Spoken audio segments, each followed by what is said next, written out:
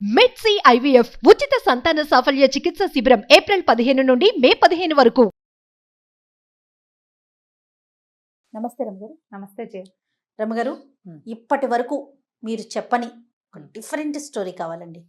వాస్తవానికి దగ్గరగా ఉండేలాగా. కథ అంటేనే కల్పన కదా, మన ఊహ. కానీ అలా కాకుండా వాస్తవానికి దగ్గరగా ఉండేలాగా అలాంటి స్టోరీస్ ఉన్నాయా? అడగటమే పాపం మిమ్మల్ని. జీవిత సత్యాలు.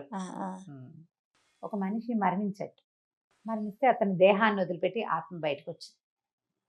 అతన్ని తీసుకెళ్ళటానికి యమధర్మరాజు వచ్చాడు. చేతిలో ఒక పెట్టు ఉంది ఆయన చేతిలో.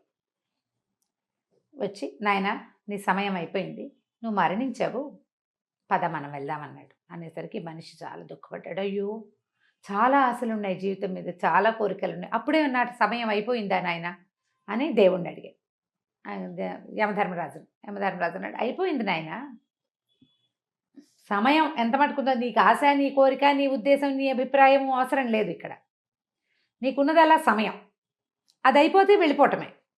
అది అయిపోయింది, నేను తీసుకెళ్ళటానికి వచ్చాను, పద అన్నాడు. ఆ చేతిలో పెట్టేమిటి స్వామి, నా కోసమైనా తెచ్చారు అన్నాడు. అవునన్నాడు ఆయన. ఏది నా కోసం తెచ్చిన పెట్టెలో ఏమున్నాయి అని అడిగాడు. ఏమున్నాయి స్వామి? నీకు సంబంధించినవి ఉన్నాయి నాయన అని చెప్పాడు యమధర్మరాజు. అయితే నా ఆస్తి, నా భూములు, వాటికి సంబంధించిన పత్రాలు అవి ఉన్నాయా అన్నాడు. అవన్నీ భూమికి సంబంధించినవి నాయన, అవి ఇక్కడే ఉంటాయి. నీ ఆస్తులు, నువ్వు సంపాదించినవి, నీ పత్రాలు అవన్నీ ఇక్కడివే, ఈ లోకంలోనే ఉండిపోతాయి. అయ్యో, అయితే నా ప్రజ్ఞ, నా తెలివితేటలు అవి వచ్చినాయా, అవి ఉన్నాయా ఆ పెట్టెలో అన్నాడు. నీ ప్రజ్ఞ, నీ తెలివితేటలు, నీ తలుగు ప్రతిభ అవన్నీ కూడా ఆ సమయానికి సంబంధించినవి, కాలానివి. అవి సిచ్యువేషనల్గా. నువ్వు ఒక ఇంట్లో పుట్టావు, ఆ ఇంట్లో ఉన్న వాళ్ళు చాలా తెలివిగలవాళ్ళు, వాళ్ళ తెలివి నీకు వస్తుంది, అది ఆ సమయంది, అది కూడా ఇక్కడే ఉండిపోతుంది. అయితే మరి ఇందులో నా జ్ఞాపకాలు ఉన్నాయా స్వామి? నీ జ్ఞాపకాలు కాలానివి నాయన, అవి కాలగర్భంలో కలిసిపోతాయి. అయితే నా స్నేహితులు ఉన్నారా ఇందులో? నీ స్నేహితులు ఏముంటారు, వాళ్ళు కొంత మటుకే నీతో వస్తారు, వాళ్ళు వచ్చే సమయం అయిపోయింది, నువ్వు సమయం దాటేసావు కదా, వాళ్ళు అక్కడే ఆగిపోయారు. అయితే నా భార్య, నా బిడ్డలు, నా తండ్రులు వాళ్ళంతా ఉన్నారా ఆ పెట్టెలో? ఆయన అన్నాడు, వాళ్ళంతా ఒక నాటకంలో నీతో పాటు ఉన్న సహపాత్రధారులు. నాటకం అయిపోయింది, వాళ్ళ దారిని వాళ్ళది, నీ దారి నీది. అయితే నా శరీరం ఉందా స్వామి అన్నాడు. నీ శరీరం ధూళికి చెందింది, ధూళితో తయారైంది, అది దుమ్ములో మట్టిలో కలిసిపోతుంది. అతను ఆశ్చర్యపోయాడు. అయితే ఇందులో ఏముంది, నాకు ఇవ్వండి అని ఆ పెట్టె లాక్కున్నాడు. పెట్టె తెరిచాడు. పెట్టె ఖాళీ, అందులో ఏం లేదు. మనిషి ఏడవటం మొదలుపెట్టాడు. ఏంటి, నాదేం లేదా? పెట్టె ఖాళీయా? నా జ్ఞాపకాలు నావి కాదు, నా ప్రతిభ, నా ప్రజ్ఞ నావి కాదు, నా భార్యా బిడ్డలు వాళ్ళు నా వాళ్ళు కాదు, నా స్నేహితులు వాళ్ళు నా వాళ్ళు కాదు, నా భూమి, నా పత్రాలు, నేనెంతో ఆర్జించాను, అదంతా నాది కాదు, ఆఖరికి నా శరీరం అది నాది కాదా? ఈ పెట్టెలో ఏం లేదే, ఏమిటి నాది, ఏది అని అడిగాడు. నువ్వు బతికిన కాలమే నీది,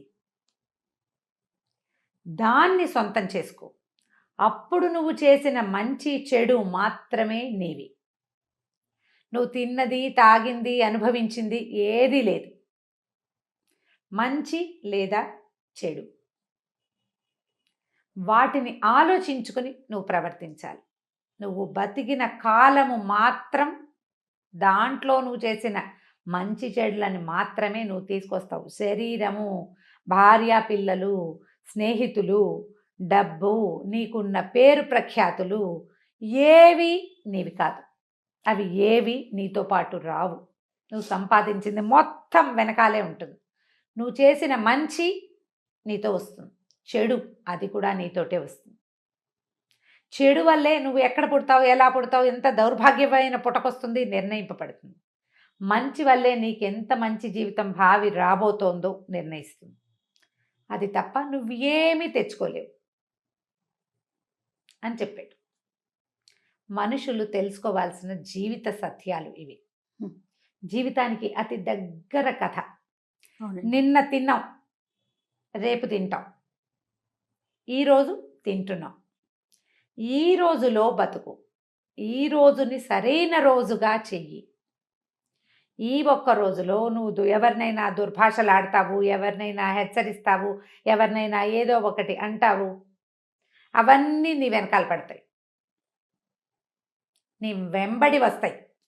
నువ్వు మంచి చేస్తావు, చక్కగా సహాయం చేస్తావు, బుద్ధిమంతుడుగా ఉంటావు, అది నీ వెన్నంటి వస్తుంది. వెంటాడటానికి వెన్నంటటానికి తేడా ఉంది కదా. వెన్నంటి ఉండేది ఏది? ధైర్యం. వెంటాడేది భయం. ఏది కావాలి నీకు? మనుషులకి కావాల్సింది ఏంటి? రేపటి పట్ల ధైర్యం కావాలి, మరు జన్మ పట్ల నమ్మకం కావాలి. దానికోసం ఈరోజు సజావైన సరైన జీవితాన్ని జీవించాలి. మృత్యువు తప్పదు. ఎవ్వరూ ఇక్కడ పేటేసుకొని కూర్చోరు. మనం వెళ్ళక తప్పదు. మంచి చెయ్యి, మనిషిగా జీవించటానికి ప్రయత్నం. జీవించలేకపోతాం.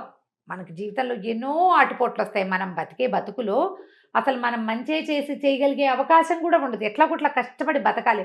మన పొట్ట నింపుకోవడానికి, మనతోటి ఉన్న వాళ్ళ పొట్ట నింపడానికి మనకి సరిపోవట్లేదు అనుకో, ఇక నువ్వు మంచి చేయలేవు. చెడు చేయకు, కనీసం చెడ్డైనా చేయకుండా ఉండు. అదైనా నీ వెన్నుతోడుగా వస్తుంది. అదే నీవు పెట్టె నింపగలుగుతావు దాంతోటే. లేకపోతే ఖాళీ పెట్టే జీవితం. ఖాళీ పెట్టెల్ని చేసుకోవద్దు. మానవ జీవితం అత్యంత దుర్లభమైనది. మనలాగానే ఎన్నో లక్షల జీవరాశులు ఉన్నాయి ప్రపంచంలో. మనిషి ఒక్కడికే భగవంతుడు బుద్ధి, జ్ఞానము, హృదయము, మనసు, ఆత్మ ఇన్ని పెట్టాడు. వీటన్నిటినీ సాటిస్ఫై చేయాలి, సరి అయిన మార్గానికి తీసుకెళ్ళాలి. ఇది ప్రతి వాడు ప్రతి క్షణము గుర్తు చేసుకోవాలి. ఈ పని చేయటం వల్ల నా వెనకాల వస్తుందా, నా వెంటపడొస్తుందా, వెన్నంటి వస్తుందా ఇది అని ఆలోచించి పనిచేస్తే అప్పుడు మనం సరైన పని చేయగలుగుతాం. దానివల్ల మనం వదిలిపోయిన మన జ్ఞాపకాలు గుబాళింపుల్లాగా, సౌరభాల్లాగా భూమి మీద ఉంటాయి. లేకపోతే దుర్గంధంలాగా ఉంటుంది. ఆలోచించి జీవితాన్ని ముందుకు తీసుకెళ్ళాలి. బా, ఇప్పటిదాకా చెప్పని కథ కదా. నిజంగా చాలా చాలా ఆలోచింపచేసే కథ రమ్మగారు. సరిగ్గా ఆలోచించాలి. నిజానికి సీరియస్ మ్యాటర్, కానీ ఇది మనం ప్రతి వాళ్ళు తెలుసుకోవాలి. ఏదో ఒక సందర్భంలో నీకు నువ్వు చెప్పుకోవాలి. ఎంతసేపు ఎవరైనా బోధిస్తారా జయ? ఎవరు బోధిస్తారు? ఎవరైనా బోధిస్తే మనకు నచ్చుతుంది. అయ్యో అన్నం సరిగా తినండి, వేళకి తినండి అంటే నువ్వు ఒక మాకు చెప్తావా అని ఏడుస్తున్నారు. ఎంతసేపు నువ్వు ఇవే చెప్తావు, నీకెందుకు? ఇలాంటివే. మంచిని కూడా తీసుకోలేరు. నీకు నువ్వు చెప్పుకునేడు కనీసం. మనకి మనం చెప్పుకోవాలి. మనం ఏం చేస్తున్నాం, ఏం పట్టుకెళ్తాం, ఏది మనతో పాటు ఉంటుంది. రేపొద్దున ఎక్కడైనా రోడ్డు మీద పడితే జనాలందరూ చచ్చిపోయిన కుక్కని చూసినట్టు వెళ్ళిపోకూడదు. మనిషిని చూసినట్టు చూడాలంటే మన బతుకు మనిషి బతుకుగా ఉండాలి కదా. ఆలోచించండి. ఇలాంటి కథలు అప్పుడప్పుడు చదవండి, అవకాశం వచ్చినప్పుడు వినండి, దాని మీద డిస్కస్ చేయండి, ఆలోచించుకోండి. కనీసం లోపల మనకి మనం ఆలోచించుకుంటే బాగుంటుంది. డిస్కషన్ కూడా వద్దు రమ్మగారు, మనకి మనం ఆలోచించుకుంటే చాలు. అదే బా, ఎక్సలెంట్ అండి. నమస్తే రమ్మగారు. నమస్తే జయ. సుమన్ టీవీలో మీ పర్సనల్ అండ్ బిజినెస్ ప్రమోషన్స్ కోసం కింది నెంబర్కి కాంటాక్ట్ చేయండి.